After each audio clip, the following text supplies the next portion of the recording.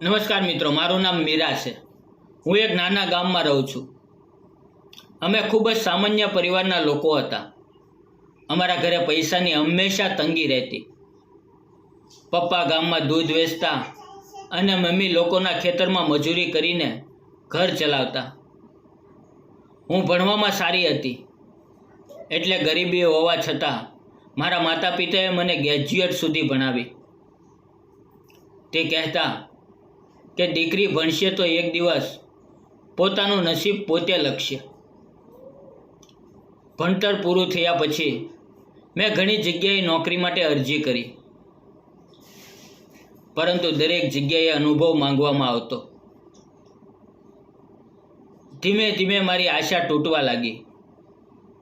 એ દરમિયાન પપ્પાની તબિયત પણ બગડી ગઈ। હવે ઘરની જવાબદારી વધુ બગડી ગઈ। એક દિવસ મમ્મીએ મને કહ્યું, મીરા, જ્યાં સુધી નોકરી ન મળે ત્યાં સુધી હાથ પર હાથ ધરીને બેસવાથી કાંઈ નહીં થાય।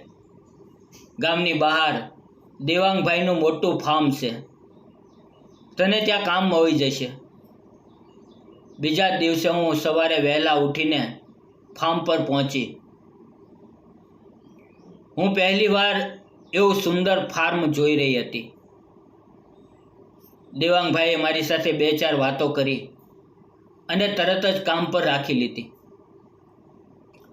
શરૂઆતના થોડા દિવસ હું ચૂપચાપ કામ કરતી, સમયસર આવતી, મહેનત કરતી અને સાંજે ઘરે જતી। ત્યાં કોઈ સાથે ખાસ વાત કરતી નહોતી। એક દિવસ બપોરે એક કાળી ગાડી આવીને ઊભી રહી। તેમાંથી લગભગ મારી જ ઉંમરનો એક યુવાન નીચે ઉતર્યો। તેણે સૌ કામદારોને સ્મિત સાથે આવકાર્યો। કોઈ સાથે ઊંચા અવાજમાં વાત નહોતી કરતો। પછી તે મારી પાસે આવ્યો અને પૂછ્યું, તમે નવા છો?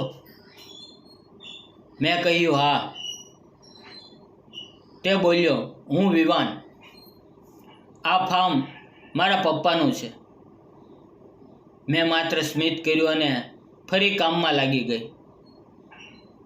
મને લાગ્યું કે અમીર લોકો થોડો સમય સારું બોલે, પછી પોતાનો રંગ બતાવે, પરંતુ વિવાન એવો નહોતો। તે રોજ કામદારોની ખબર પૂછતો, કોઈને મુશ્કેલી હોય તો તરત મદદ કરતો। થોડા જ દિવસમાં મને સમજાઈ ગયું કે તે દિલથી સારો માણસ છે।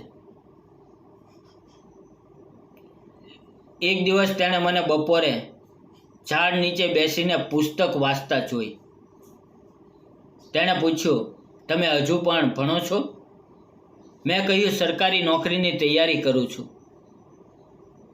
એક દિવસ પરીક્ષા પાસ કરીને મારા માતા પિતાને આ મજૂરીમાંથી મુક્ત કરવા છે। મારી વાત સાંભળીને તે થોડો સમય ચૂપ રહ્યો, પછી બોલ્યો, સપના જોનારા ઘણા હોય છે, પણ તેને પૂરા કરવા માટે મહેનત કરનારા બહુ ઓછા હોય છે। એ દિવસ પછી જ્યારે પણ તેને સમય મળતો ત્યારે મારી સાથે અભ્યાસ વિશે વાત કરતો। ક્યારેક કોઈ પુસ્તક લાવી આપતો, તો ક્યારેક જૂના પ્રશ્નપત્રો આપતો। તેણે ક્યારેય એવી કોઈ વાત નહોતી કરી કે જેને કારણે મને અસ્વસ્થતા થાય। ધીમે ધીમે અમારી વચ્ચે વિશ્વાસ વધતો ગયો। સમય પસાર થતો ગયો। એક દિવસ ફાર્મમાં ભારે વરસાદ પડ્યો। બધા કામદારો ઘરે નીકળી ગયા, પણ રસ્તામાં પાણી ભરાઈ જવાથી હું અટવાઈ ગઈ। વિવાન પણ ઓફિસમાં જ હતો। તેણે કહ્યું, વરસાદ બંધ થાય ત્યાં સુધી ચા પી લઈએ। અમે બંને ઓફિસની બહાર વરસાદને જોતા જોતા બેઠા। એ દિવસ પહેલી વાર અમે લાંબી વાત કરી। તેણે પોતાના સપનાઓ વિશે કહ્યું અને મેં મારા સંઘર્ષ વિશે। એ વાતચીત પછી મને સમજાયું કે પૈસાથી મોટું માણસનું હૃદય હોય છે। ધીમે ધીમે અમારી મિત્રતા વધુ ગાઢ બની। ગામમાં લોકો વાતો કરવા લાગ્યા। પરંતુ અમે બંને જાણતા હતા કે અમારો સંબંધ વિશ્વાસ અને સન્માન પર ઊભો છે. થોડા મહિના પછી મારી સરકારી નોકરીની પરીક્ષાનું પરિણામ આવ્યું અને હું પાસ થઈ ગઈ. એ દિવસ મારા જીવનનો સૌથી મોટો દિવસ હતો. હું સીધી ફાર્મ પર ગઈ. વિવાનને પરિણામ સાંભળ્યું તો સૌથી પહેલાં તેણે તાવડીઓ પાડી અને કહ્યું, મને ખબર હતી કે તું જરૂર સફળ થશે. તેની આંખોમાં મારા માટે ગર્વ દેખાતો હતો. હવે હું નોકરી કરવા લાગી. છતાં ક્યારેક રજાના દિવસે ફાર્મ પર સૌને મળવા જતી. એક સાંજે મને વિવાને કહ્યું, મીરા, આજે હું એક વાત કહેવા માંગુ છું. જ્યારે મેં તને પહેલી વાર જોઈ હતી ત્યારે માત્ર તારી મહેનત ગમી હતી. પછી તારો સ્વભાવ ગમ્યો અને હવે એવું લાગે છે કે તારા વગર મારું ભવિષ્ય અધૂરું છે. જો તારી ઈચ્છા હોય તો હું તારી સાથે આખી જિંદગી વિતાવવા માંગુ છું. મને તેની વાત સાંભળીને નવાઈ પણ લાગી અને ખુશી પણ થઈ. મેં તેને કહ્યું,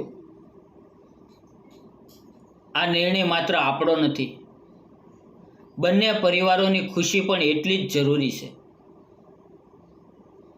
થોડા દિવસ પછી વિવાન પોતાના માતા પિતાને લઈને અમારા ઘરે આવ્યો. મારા માતા પિતા ખૂબ ગભરાયેલા હતા, પરંતુ દેવાંગભાઈએ હસતા હસતા કહ્યું, ચિંતા ન કરો, અમે ફરિયાદ કરવા નથી આવ્યા. અમે તમારી દીકરીનો હાથ અમારા દીકરા માટે માંગવા આવ્યા છીએ. મારા પપ્પાની આંખોમાં ખુશીના આંસુ આવી ગયા. તેને વિશ્વાસ જ નહોતો આવતો કે તેમની મહેનતુ દીકરીને આટલું સારું ઘર મળશે. થોડા સમય પછી બંને પરિવારની ખુશી અને આશીર્વાદ વચ્ચે અમારા લગ્ન થયા. આજે પણ હું મારી નોકરી કરું છું અને વિવાન પોતાના ફાર્મને નવી ટેકનોલોજી સાથે આગળ વધારી રહ્યો છે. અમે બંને મળીને ગામની દીકરીઓને ભણવા અને પોતાના પગ પર ઊભી રહેવા માટે પ્રોત્સાહિત કરીએ છીએ. મિત્રો, જીવનમાં પૈસા મહત્ત્વના છે, પરંતુ સૌથી કિંમતી વસ્તુ છે સારો સ્વભાવ, મહેનત અને એકબીજા પ્રત્યેનો આદર. સાચો પ્રેમ ત્યાં જ ટકે છે જ્યાં વિશ્વાસ હોય અને બંને એકબીજાના સપનાઓને પોતાનું માનીને સાથ આપે. આ હતી મારી કહાની. જો તમને મારી કહાની ગમી હોય તો જરૂર જણાવજો. ફરી મળીએ એક નવી અને સુંદર વાર્તા સાથે. ત્યાં સુધી આવજો. વિડીયો પૂરો જોવા બદલ આપ સૌનો ખૂબ ખૂબ ધન્યવાદ. જય હિન્દ મિત્રો.